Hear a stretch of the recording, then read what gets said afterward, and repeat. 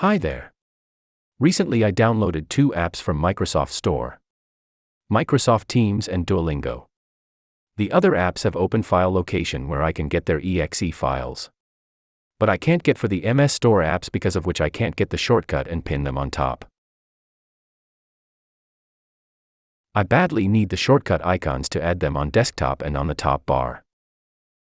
So, let's find a way to do it. Press Windows and type Shell Apps folder as shown.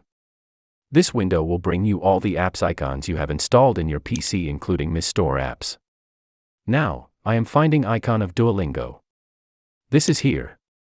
Now, right-click, then create shortcut. Yes. As you can see, finally the icon is on the desktop. Now I can pin it in my top bar. Looking for Microsoft Teams.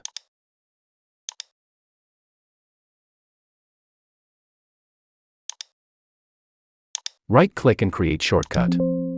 The same way it's also pinned. So, now you all know how to get the shortcut icon or exe file of Microsoft Store apps easily. If you need the video tutorial on this Mac-looking top bar in Windows, then check the video from the description. Please be with us and subscribe. Goodbye.